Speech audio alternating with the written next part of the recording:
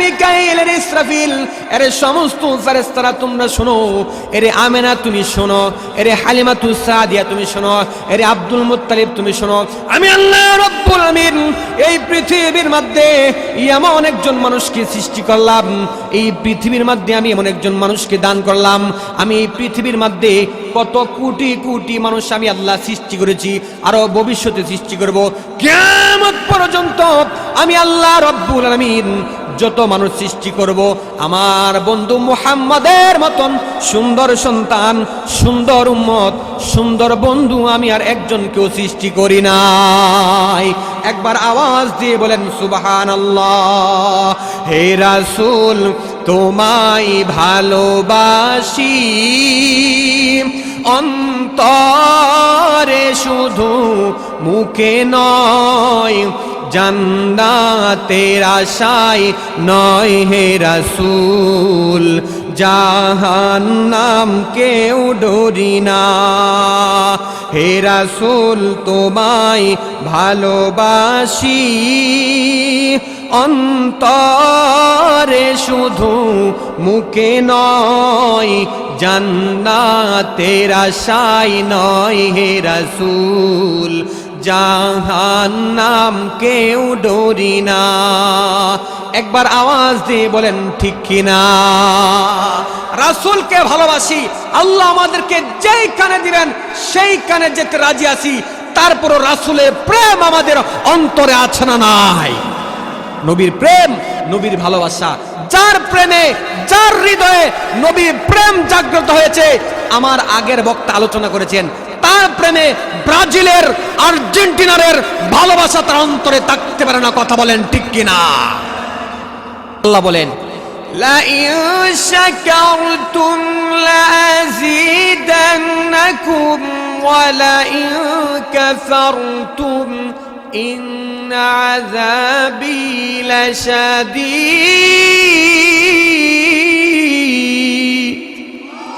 আল্লাহ বলেন আমার নিয়ামত পাওয়ার পরে শুকরিয়া আদায় করবা, আমি আল্লাহ পাক তোমাদেরকে নিয়ামত বাড়ায় দিব। সুবহানাল্লাহ। আর যদি শুকরিয়া আদায় না করো তাহলে জেনে রাখো ইন্না আযাবি লাশাদীদ, আমার আযাব বহু শক্তি, কঠিন শাস্তি হবে। কথা কোন ঠিক কিনা? যেমন নিয়ামতের শুকরিয়া আদায় করলে নিয়ামত আল্লাহ পাক বাড়ায় দেয়। হযরতে ঈসা আলাইহিস সালাতু ওয়াস সালাম মানুষের জন্য ছিলেন একটা নিয়ামত। কিসের নিয়ামত?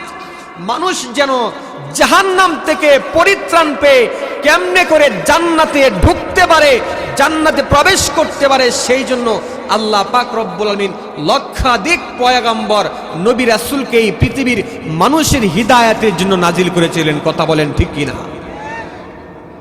সমস্ত নবীদের একটাই কথা ছিল, কুলু লা ইলাহা ইল্লাল্লাহ তুফলিহুন, তোমরা বলো নেই কোনো মাবুদ আল্লাহ ছাড়া, এই সাক্ষ্য যারা দিবা তারাই সফলতা পেয়ে যাবে। আল্লাহু আকবার। কিন্তু এই খ্রিস্টানরা, ইহুদিরা ঈসা আলাইহিস সালাতু ওয়াস সালামকে বরদাস্ত করতে পারে নাই। ঈসা আলাইহিস সালাতু ওয়াস সালামকে আল্লাহ পাক, এই ঈসা পয়গম্বরের নিয়ামতকে আল্লাহ পাক উঠিয়ে নিয়ে 570 বছর পর্যন্ত কোন নবী রাসূল আল্লাহ পাক ধরাতে প্রেরণ করেন নাই। কারণ নিয়ামতের শুকরিয়া আদায় করলে তো আল্লাহ পাক নিয়ামত বাড়ায় দেয়, শুকরিয়া আদায় না করলে নিয়ামত ছিনিয়ে নেয়। কত বছর ছিনিয়ে নিয়েছিল? 570 বছর পর্যন্ত কোন পয়গম্বর, কোন নবী পৃথিবীতে আগমন করে নাই।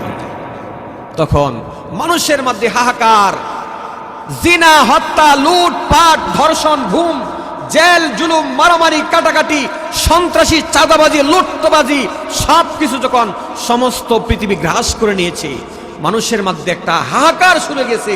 সমস্ত মানুষ দুইটা হাত আকাশের দিকে তুলে বলে, আল্লাহ এই পৃথিবীর মধ্যে এমন একজন মানুষ প্রেরণ করো, যেই মানুষের সোহবতে থাকলে, যেই মানুষের সাথী হলে এই পৃথিবীতে আবার শান্তি ফিরে আসবে। আল্লাহ পাক রব্বুল আমিন মানুষের কান্নাকে গ্রহণ করে, কান্নাকে কবুল করে এই পৃথিবীর জন্য আল্লাহ পাক কবুল করে নিলেন আমাদের নবী, সবার নবী, জিন্নাতের নবী, ফেরেশতাদের নবী, নবী কুলের নবী, সমস্ত নবীদের নবী, বিশ্ব নবী, হায়াতুন নবী, জিন্দা নবী জনাবে মুহাম্মদ মুস্তাফা সাল্লাল্লাহু আলাইহি সাল্লামকে আল্লাহ পাক কবুল করে নিলেন। জুলে বলেন না সুবহানাল্লাহ। এই বিশ্বনবী যখন আগমন করে, আগমন করার শুরু থেকেই পৃথিবীর মধ্যে এক বরকতের ধারা চালু হয়ে যায়। আল্লাহু আকবার। আমার ভাইরা, যেই মাত্র আল্লাহ নবী বিশ্বনবী পৃথিবীতে আগমন করবেন, পৃথিবীতে আগমন করার পূর্বেই আম্মাজান আমেনা রাদিয়াল্লাহু তাআলা আনহা বলেন, এরা পৃথিবীর মানুষ, যেই মাত্র আমার সন্তান মুহাম্মদ আমার পেটের ভিতরে আসছে, আরে পৃথিবীর মানুষ, আমি বুঝতে পারি নাই মানুষের সন্তান যখন পেটের মধ্যে আসে পেট একটু বড় হয়ে যায়, মানুষের সন্তানগুলো মহিলারা জানে পেটের মধ্যে সন্তান লাথি দেয়।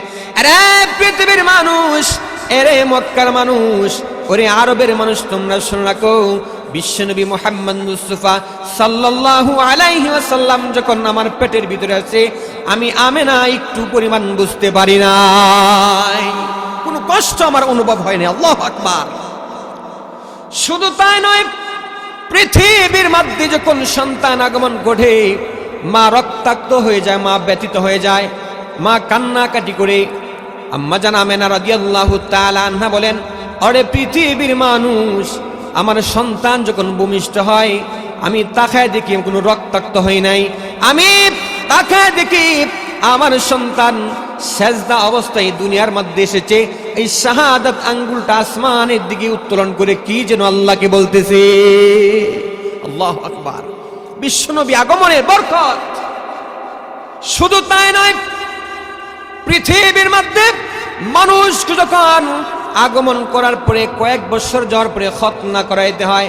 রে পৃথিবীর মানুষ, আমার সন্তান মুহাম্মদ যখন আগমন করেছে, ওই গর্বের ভিতর থেকেই কে যেন আমার সন্তান মুহাম্মদকে খতনা করাইয়া পৃথিবীর মধ্যে পাঠাইয়া দিছে। একবার জুড়ে জুড়ে বলেন মারহাবা। শুধু তাই নয়, আল্লাহ নবী বিশ্বনবী রাহমাতুল লিল আলামিন যখন পৃথিবীর মধ্যে আগমন করেন, এর পূর্বে আমেনা রাদিয়াল্লাহু তাআলা আনহা যখন রাস্তা দিয়ে যাইতেন, তখন তার শরীর থেকে খুশবু বের হইতো, মেশক আম্বরের ঘ্রাণ তার শরীর থেকে বের হইতো। মক্কার মানুষগুলো দেখে দেখে বলে, আর আমেনা, তোমার স্বামী তো কয়েক মাস আগে ইন্তেকাল করেছে, কয়েকদিন আগে ইন্তেকাল করেছে, তুমি কেন সাজসজ্জা করো, তোমার শরীরে কেন আথর মাখো, তোমার শরীরে কেন মেশক আম্বরের ঘ্রাণ লাগাও? মানুষ স্বামী যখন ইন্তেকাল করে ঘ্রাণ লাগানো নিষেধ, শরীয়তে জায়েজ নাই, তুমি কেন লাগাও? আরে আমেনা, আমি তোমার বাবা আব্দুল মুত্তালিবের কাছে বিচার দিব, কেন তুমি এগুলা করো? এই কথা বলার পরে আব্দুল মুত্তালিবের কাছে গিয়ে বলতেছে, ও আব্দুল মুত্তালিব জনাব, শুনেন, আপনার বধূ, আপনার পুত্র বধূ রাস্তা দিয়ে যাওয়ার সময় শরীরের মধ্যে মেশক আম্বরে ঘ্রাণ লাগায়া রাস্তা দিয়ে হাঁটে। বলে, ঠিক আছে, আমি আমার পুত্র বধূকে বিচার করব, দেখে আনবো, দেখি কেন করে। এই কথা বলার পরে আব্দুল মুত্তালিব ডাক দিয়ে বলেন, আরে আমেনা, তোমার নামে বিচার নালিশ জমে গেছে, বিচার জমে গেছে। বলে, কি হলো? বলে, তোমার স্বামী মারা গেছে, আর তুমি শরীরের মধ্যে মেশক আম্বরে ঘ্রাণ লাগায় রাস্তায় বের হও, তার কারণটা কি?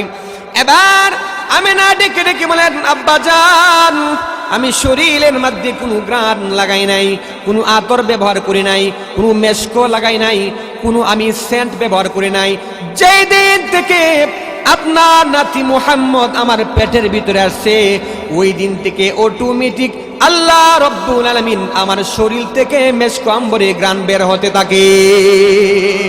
এ সাবজ গুম্বদ ওয়ালে मंजूर दुआ करना, जब आए नजर आए दीदार अता करना, जब कब्र अंधेरी में घबराऊंगा जब तन्हा,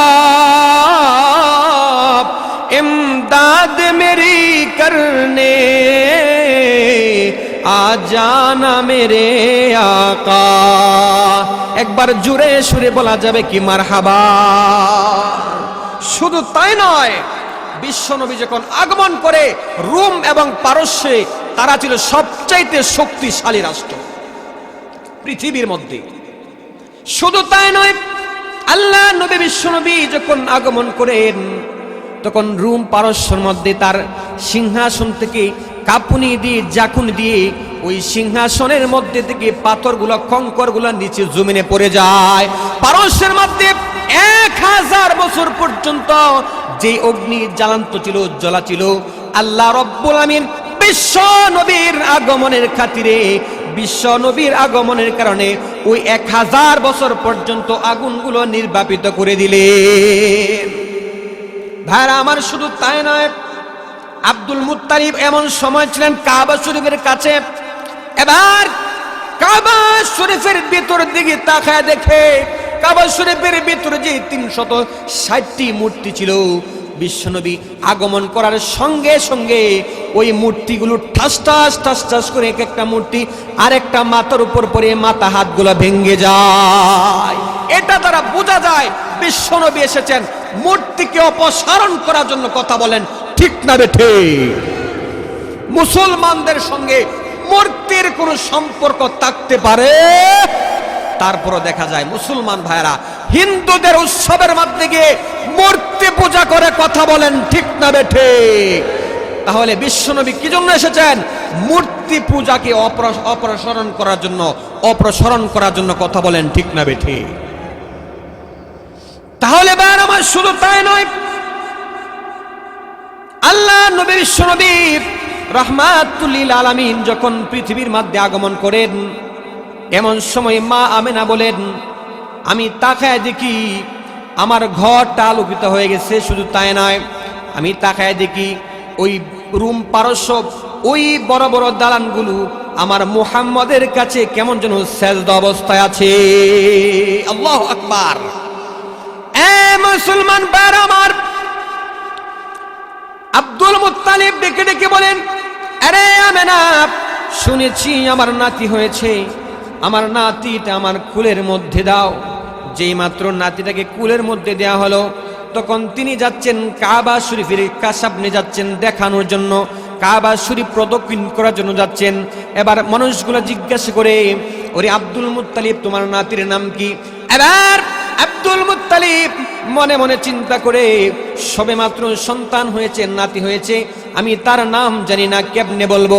এমন সময় আব্দুল মুত্তালিব শুনতেছেন আসমান থেকে কে যেন ডেকে ডেকে বলে, এরে আব্দুল মুত্তালিব, টেনশনের কারণ নাই, কোন চিন্তার কোনো কারণ নাই, এই তোমার নাতির নাম আমি আসমান থেকে রেখে দিলাম মুহাম্মদ সাল্লাল্লাহু, আমি তোমার নাতির নাম রেখে দিলাম মুহাম্মদুর রাসূলুল্লাহ সাল্লাল্লাহু আলাইহি ওয়াসাল্লাম। মানুষ জিজ্ঞাসা করে, আরে আব্দুল মুত্তালিব, এমন সুন্দর নাম তুমি কোথায় পেয়েছো? পৃথিবীর শুরু লগ্ন থেকে আদম পয়গম্বর থেকে এই পর্যন্ত কোনো মানুষের নাম তো মুহাম্মদ শুনি নাই, তুমি কোথায় পেয়েছো? এবার আব্দুল মুত্তালিব ডেকে ডেকে বলে, আরে মক্কার মানুষ, এই নাম পৃথিবী থেকে রাখা হয় নাই, এই নাম আমি রাখি নাই, এই নাম তার বাবাই রাখে নাই, এই নাম তার দাদাই রাখে নাই, এই নাম তার মায় রাখে নাই, এই নাম তার চাচা রাখে নাই, বরং এই সুন্দর নাম আমি শুনেছি আসমান থেকে কে যেন আমাকে বলতেছে আমার নাতির নাম মুহাম্মদ রাখার জন্য। একবার আওয়াজ দিয়ে বলা যাবে কি সুবহানাল্লাহ? আল্লাহু আকবার! বিশ্বনবীর আগমন, এই বিশ্বনবীর আগমন ছিলেন পৃথিবীর মধ্যে একটা অপূর্ব ধারা, রহমতের বাড়ি দ্বারা। কথা বলেন ঠিক না বেঠি? বার আমার, বিশ্বনবীকে বিছানার মধ্যে শুয়ে দেওয়া হলো। বিশ্বনবী শু অবস্থায় আছেন, এমন সময় ঘরের ফাঁক দিয়ে আসমানের চাঁদ দেখা যায়, ঘরের ফাঁক দিয়ে আসমানের চাঁদ দেখা যায়।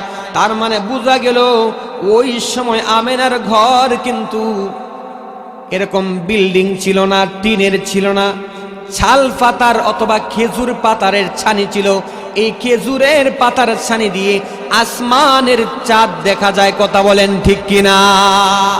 আসমানের চাঁদ যখন দেখা যায়, আসমানের চাঁদের দিকে আমার আপনার নবী, প্যারা নবী, শিশু নবী আসমানের চাঁদের দিকে আঙ্গুল কানা ইশারা করে আঙ্গুলটা এইভাবে একবার ডান দিকে লড়ায় বাম দিকে লড়ায়, ডান দিকে হেলান দেয় বাম দিকে হেলান দেয়।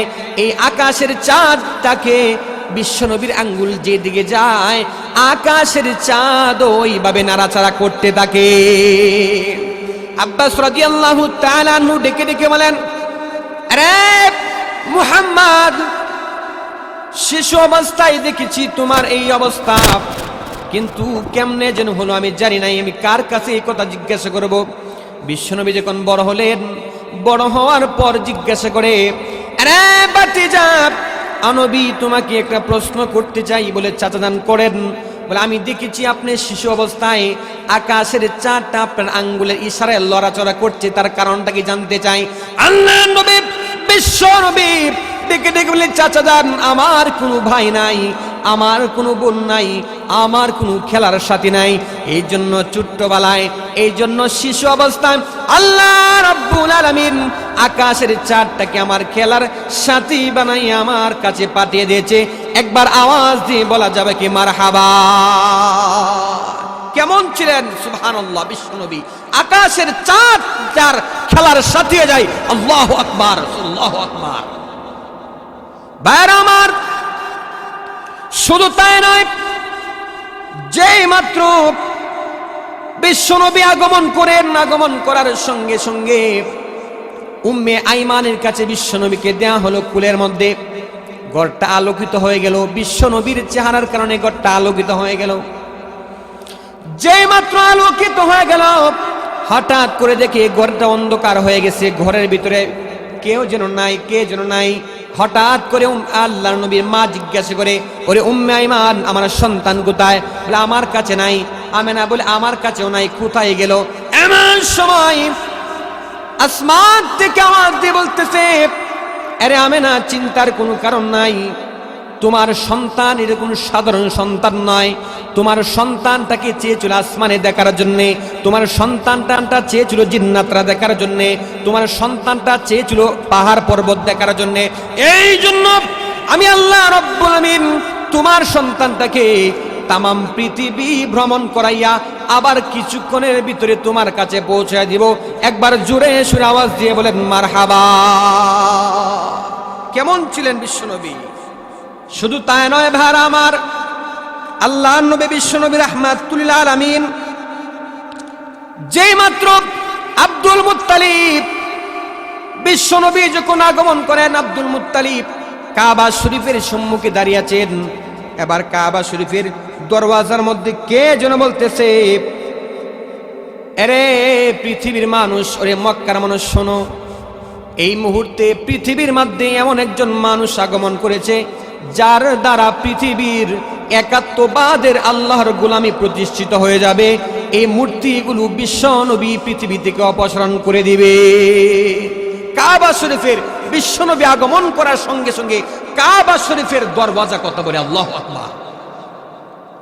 শুধু তাই নয় ভাইরা আমার, ওই মক্কার মধ্যে এমন সিস্টেম ছিল, যেই সিস্টেমগুলো এমন সিস্টেম ছিল, এমন অবস্থান ছিল যে মক্কার যখন কোন সন্তান যখন ভূমিষ্ঠ হয়, তখন ওই সন্তানগুলাকে বিভিন্ন জায়গার মধ্যে, তায়েফের মধ্যে, বিভিন্ন রাষ্ট্রের মধ্যে, বিভিন্ন গ্রাম অঞ্চলে প্রেরণ করে দেওয়া হতো শুদ্ধ ভাষাভাষী শিক্ষা করার জন্য, শুদ্ধ ভাষাভাষী হওয়ার জন্য।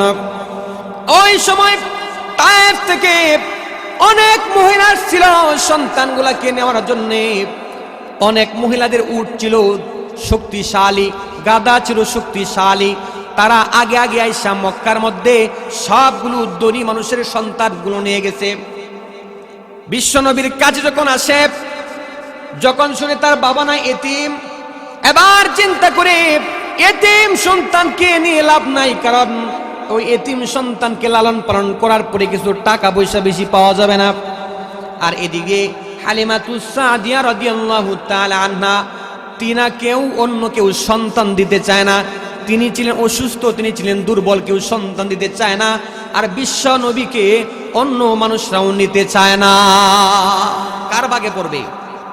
হালিমাতুস সাদিয়া। কার ফয়সালা? আল্লাহ পাক রব্বুল আলামিনের ফয়সালা। এবার হালিমাতুস সাদিয়া ডেকে ডেকে বলেন, আরে প্রাণের স্বামী আমার, ওই সন্তান খালি যাওয়ার চাইতে ওই এতিম সন্তানটাকেই নিয়ে যাওয়া ভালো, কথা বলেন ঠিক কিনা? খালি যাওয়ার চাইতে ওই এতিম সন্তান এটাকেই নিয়ে যায়, তাহলে কি হবে? Something is the better then nothing. নাই মামার সে কানা মামাই ভালো, না পাওয়ার চাইতে কিছু পেয়ে গেলাম এটাই ভালো, কথা বলেন ঠিক না বেঠি? এবার হালিমাতু সাদিয়া রাদিয়াল্লাহু তাআলা আনহা তিনি বিশ্ব নবীর ঘরে চলে গেলেন। বিশ্ব নবীর ঘুমন্ত অবস্থায় ছিলেন। বিশ্ব নবীকে কুলের মধ্যে নিলেন, তার বুকের মধ্যে আলতোভাবে হাত মারলেন, হাতটা চলালেন, হাত কানা ঘুরালেন। এমন সময় বিশ্ব নবী, আল্লাহ নবী, বিশ্ব নবী রহমাতুল লিল আলামিনের ঘুমটা ভেঙে গেল। আল্লাহ নবী ঘুমটা ভাঙার পরে তিনি মুস্কি একটা হাসি দিলেন।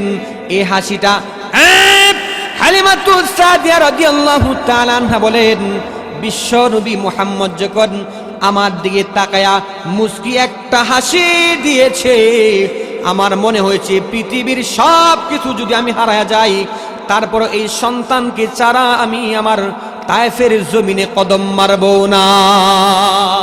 আল্লাহু আকবার! কেমন প্রেম, কেমন নবীর প্রতি ভালোবাসা!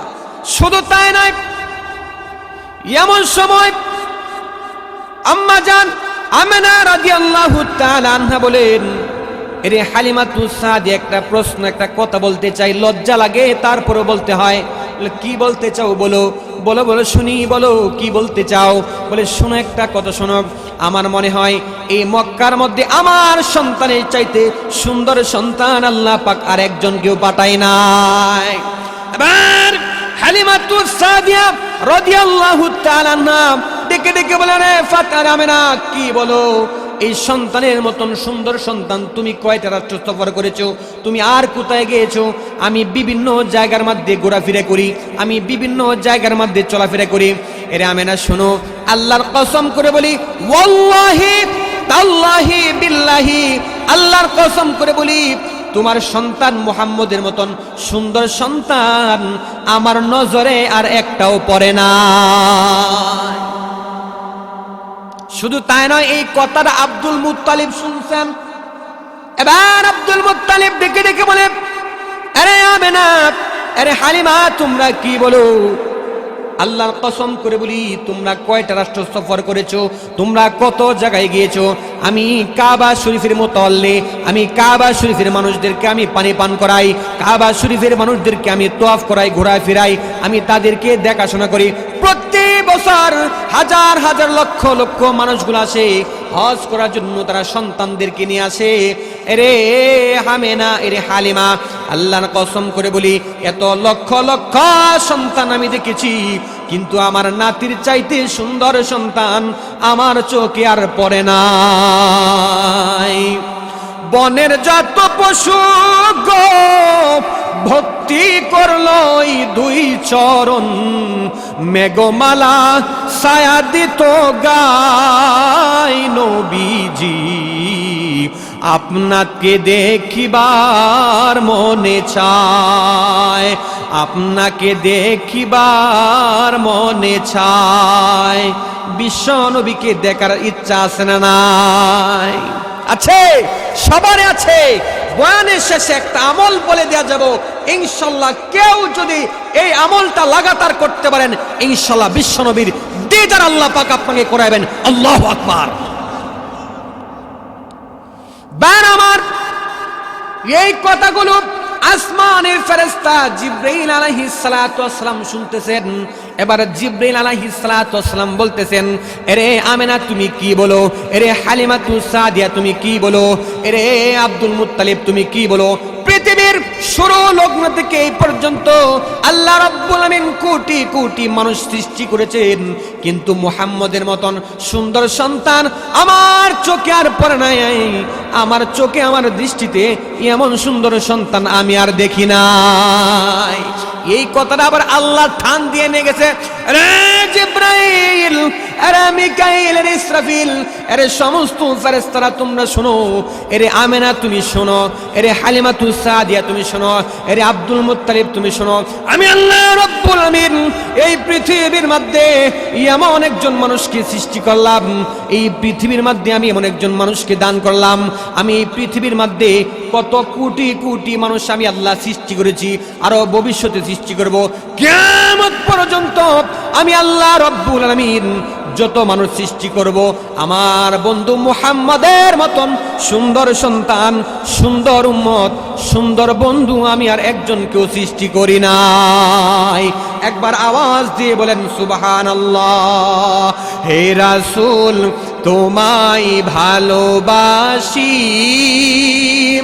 অন্তরে শুধু মুখে নয়, জান্নাতের আশায় নয় হে রাসূল, জাহান্নাম কেউ ডরি না। হে রাসূল তোমায় ভালোবাসি, অন্তরে শুধু মুখে নয়, জান্নাতের আশায় নয় হে রাসূল, জাহান্নাম কেউ ডরি না। একবার আওয়াজ দিয়ে বলেন ঠিক কিনা? রাসূলকে ভালোবাসি, আল্লাহ আমাদেরকে যেই কানে দিবেন সেই কানে যেতে রাজি আছি, তারপরও রাসূলের প্রেম আমাদের অন্তরে আছে না নাই? নবীর প্রেম, নবীর ভালোবাসা, যার প্রেমে, যার হৃদয়ে নবীর প্রেম জাগ্রত হয়েছে, আমার আগের বক্তা আলোচনা করেছেন, তার প্রেমে ব্রাজিলের, আর্জেন্টিনার ভালোবাসা তার অন্তরে থাকতে পারে না। কথা বলেন ঠিক কিনা? আল্লাহ নবী ডেকে ডেকে বলেন, একজন সাহাবী বিশ্ব নবীর কাছে এসে বলতেছেন, এখন নবীজি মানিস সাআ, কিয়ামত কবে হবে? আল্লাহ নবী ডেকে ডেকে বলেন, আরে সাহাবী কিয়ামত কবে হবে জিজ্ঞাসা করো, তুমি কিয়ামতের জন্য কি প্রস্তুতি নিয়েছো, তুমি কিয়ামতের জন্য কি আমল জমা করেছো, তুমি কিয়ামত সংগঠিত হওয়ার জন্য কি তুমি কাজ করেছো? এবার সাহাবী ডেকে ডেকে বলেন, ওগো নবীজি আমি কিয়ামতের জন্য নামাজ পরিপূর্ণ আদায় করতে পারি নাই, আমি হজ পরিপূর্ণ আদায় করতে পারি নাই। নবীজি কিন্তু আল্লাহি তাল্লাহি বিল্লাহি আমি আল্লাহ হিব্বুল্লাহ ওয়া রাসূলুহু, আমি আল্লাহ এবং তার বন্ধুকে ভালোবাসি, আমি আল্লাহ এবং রাসূলকে ভালোবাসি, আমি আল্লাহ এবং তার রাসূলকে ভালোবাসি। আল্লাহ নবী শুনবি সাথে সাথে বলে দিলেন, আরে সাহাবী শোনো, যদি তুমি আল্লাহ এবং আল্লাহর রাসূলকে ভালোবাসো তাহলে আল মারউ মা মান আহাব্বা, দুনিয়ার মধ্যে যে যাকে সবচেয়ে বেশি ভালোবাসে কিয়ামতের কঠিন ময়দানে হাসর নাসর তার সাথে হবে। একবার জোরে আওয়াজ দিয়ে বলা যাবে কি মারহাবা। তুমি দুনিয়াতে যাকে ভালোবাসো কিয়ামতের কঠিন ময়দানে হাসর নাসর তার সাথে হবে। কথা বলেন ঠিক কিনা? এই হাদিস শোনার পরে বিশ্ব নবী এই কথা বলার পরে বুঝতে পারলেন তামাম মদিনার মধ্যে হাসতে হাসতে মানুষগুলো কান্নার রোল পড়ে গেল। আর সবাই মনে প্রশ্ন করতে চাই, মানুষ হাসতে হাসতে কাঁদে কি কাঁদে না? কাঁদে না? সুখের কান্না, সুখের কান্না আছে না নাই? মনে করেন আপনার একটি সন্তান বিদেশ থেকে যখন বাড়িতে আসলো, মা জননী হাসতে হাসতে খুশির কেঁদে ফেলে কি ফেলে না? ওই দিন বিশ্ব নবী যখন বলেছেন কিয়ামতের কঠিন ময়দানে যে যাকে ভালোবাসে সেই তার সাথী হবে, সাহাবায়ে কেরাম হাসতে হাসতে কান্না করতেছেন আর বলতেছেন উহিব্বুল্লাহ ওয়া রাসূলুহু, আমরা সবাই রাসূলকে এবং আল্লাহকে ভালোবাসি। কিয়ামতের কঠিন ময়দানে, কিয়ামতের কঠিন ময়দানে আমাদের হাসর নাসর হবে বিশ্ব নবীর সাথে। কথা বলেন ঠিক কিনা? রাসূলকে ভালোবাসি। এখন আমাদের অন্তরে যদি ব্রাজিলের বিশেষ করে মেসি আর নেইমারের প্রেম যদি আমাদের অন্তরে থাকে, যখন কবরের মধ্যে নেওয়া হবে, যখন আমাদের হৃদয়টাকে চার্জ করা হবে, মেশিন দিয়ে যখন চার্জ করা হবে, যখন দেখবে আমাদের হৃদয়ে শুধু আর্জেন্টিনা আর ব্রাজিলের প্রেম আমাদের লালন পালন করেছি, বলেন তো এখানে লাঠি পিটা আসলে নাই? আর যদি দেখে ওই মানুষের অন্তরের মধ্যে, হৃদয়ের মধ্যে বিশ্বনবীর ভালোবাসা, আল্লাহর ভালোবাসা, কোরআনের ভালোবাসা, মাহফিলের ভালোবাসা, নামাজের ভালোবাসা, মসজিদের ভালোবাসা, জিকিরের ভালোবাসা, তাহাজ্জুদের ভালোবাসা, নামাজের ভালোবাসা, দান সৎকার ভালোবাসা, হুজুরদের ভালোবাসা, এই ভালোবাসা যদি তাকে, আল্লাহ রাব্বুল আলামিন বলবে তার অন্তরে যেহেতু শুধু ইসলাম মানের কাম ভালোবাসা পাওয়া গেছে, তাকে সরাসরি তার কবরটাকে জান্নাতের টুকরা বানায় দিয়ে, কথা বলেন ঠিক কিনা? এই প্রেম আমাদের অন্তরে থাকার প্রয়োজন আছে না নাই? এই পৃথিবী কি সবাই থাকার জন্যে চিরস্থায়ী, না মরতে হবে? এই পৃথিবী চিরস্থায়ী কাহার জন্য নয়। যদি এই পৃথিবীতে কোনো ব্যক্তি থাকতে পারত, সেই ব্যক্তিটা হলো বিশ্বনবী মুহাম্মদ মুস্তাফা সাল্লাল্লাহু আলাইহি সাল্লাম। কিন্তু যেহেতু বিশ্বনবী থাকতে পারে নাই, প্রত্যেকটা মানুষের কুল্লু নাফসিন যায়িকাতুল মাউত, পৃথিবীর প্রতিটা মানুষ ইন্তেকাল করবে। ভাই আমার, আল্লাহর নবী বিশ্বনবী রাহমাতুল লিল আলামিন পৃথিবী থেকে যেদিন বিদায় হয়ে যাবেন, আম্মাজান আয়েশা রাদিয়াল্লাহু তাআলা আনহা বলেন, আমি তাকায় দেখি আল্লাহর নবী বিশ্বনবীর শরীর মোবারক থেকে ঘাম বের হইতেছে। আরে পৃথিবীর মানুষ, আমি তাকায় দেখি শরীর মোবারক থেকে ঘাম বের হইতেছে। এমন সময় আমি দেখতেছি, আমি বুঝতে পারলাম আল্লাহ নবী মাসুম নবী, যার জীবনে কোনো গুনাহ নাই, যার জীবনে কোনো খাতা নাই, যার জীবনে কোনো মাসিয়ত নাই, আল্লাহ নবী বিশ্ব নবীর যদি এমন অবস্থা হয়, বলেন দেখি আমাদের অবস্থা আরো করুণের সূচনা হবে কি হবে না? এমন সময় আল্লাহ নবী বিশ্ব নবী রাহমাতুল লিল আলামিন আম্মা জান ফাতেমা রাদিয়াল্লাহু তাআলা আনহাকে ডেকে ডেকে বলতেছে, ফাতেমা দরজা খুলে দাও। দরওয়াজার মধ্যে কে যেন ডাক দেয়। আম্মা জান ফাতেমা রাদিয়াল্লাহু তাআলা আনহা যখন দরওয়াজার মধ্যে গিয়ে যাচ্ছেন, এমন সময় আল্লাহ রাব্বুল আলামিন ডাক দিয়ে বলেন, রে ইসরাইল, সিস্টেম পাল্টে দাও, তোমার প্রকাশিত হয়ে যাও, ফাতেমার সম্মুখে প্রকাশিত হয়ে যাও। তার কারণ হলো, বলেন দেখি যে ব্যক্তি মৃত্যুবরণ করবে সে ব্যতীত আজরাইলকে আর কেউ দেখতে পারবে না, কথা বলেন ঠিক কিনা? আপনাদের ঠিকের দ্বারা বুঝা যায় মনে আজরাইল আমি দেখছেন না, দেখছেন? তাহলে যে মৃত্যুবরণ করবে সে ব্যতীত আজরাইলকে আর কেউ দেখতে পারবে না। এমন সময় আজরাইল আলাইহিস সালাতু ওয়াস সালাম আম্মা জান ফাতেমার সম্মুখে প্রকাশিত হয়ে গেলেন। দরজা খুলে দেখেন এমন বিরাট বড় এক আকৃতির মানুষ, যার বাহুগুলা, যার ঢাকগুলা একটা উত্তর দিকে একটা দক্ষিণ দিকে, মাথাটা আসমানের উপরে, পাটা 7 ভাগ জমিনের নিচে। এমন চেহারা দেখে ডেকে ডেকে বলে, আব্বা জান, এমন আকৃতির বড় মানুষ আমার সম্মুখে দাঁড়িয়েছে, যেই মানুষটা মদিনার মানুষের সাথে কোনো মিল নাই, যেই মানুষটা মক্কার মানুষের সাথে কোনো মিল নাই। আব্বা জান, কে যেন আসছে চিনতে পারি নাই। এবার বিশ্বনবী বুঝে ফেললেন এটা পৃথিবীর কোনো মানুষ নয়, এটা আজরাইল আলাইহিস সালাতু ওয়াস সালাম। এবার ডেকে ডেকে বলতেছেন, রে মা ফাতেমা, শুনে রাখো, এটা দুনিয়ার কোনো মানুষ নয়, এটা হাজা মালাকাল মাউত। আরে মা, এটা হলো আজরাইল। বিশ্বনবীর ভালোবাসা দরকার না? কেমন দরকার? এই যে আজকে আমরা অনেক যুবকরা আছি, আর্জেন্টিনার ব্রাজিলের প্রেমে আমরা মাতোয়ারা, কথা কোন ঠিক কিনা?